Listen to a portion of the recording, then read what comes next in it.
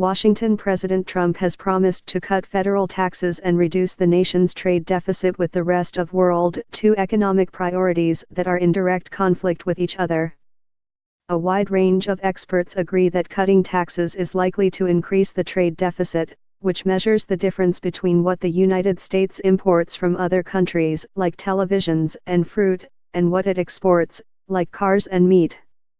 In fact, a larger trade deficit is not a byproduct of the tax plan, it is the heart of the plan. The administration has said its $1.5 trillion tax cut will not balloon the federal budget deficit because the plan will generate enough economic growth to essentially pay for itself. The most optimistic projections of the likely economic benefits of the tax cuts are driven by increased trade deficits.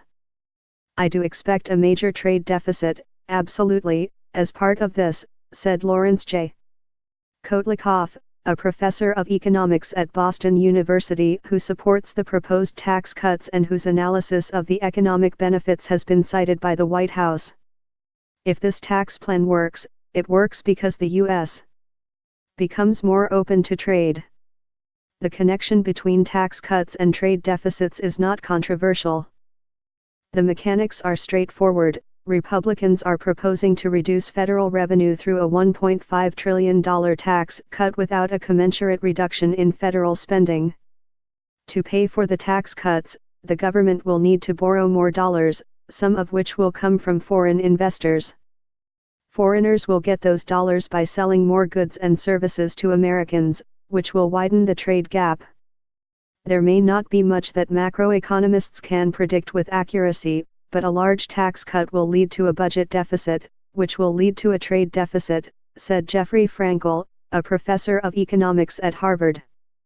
One widely cited economic simulation, the Penn-Wharton budget model, projects that the tax plan approved by the House on Thursday would increase the trade deficit by about $800 billion over 10 years.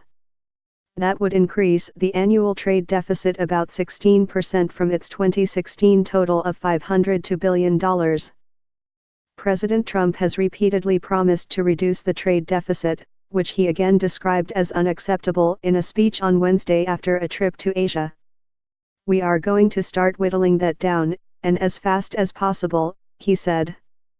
The inconsistency does not trouble the many economists and Republicans who do not share Mr. Trump's overarching view on the downsides of trade. From their perspective, the point of the tax plan is to increase investment in the United States, and there is no reason to shun foreign dollars. Gavin Ekins, a research economist at the Conservative Tax Foundation, said Mr.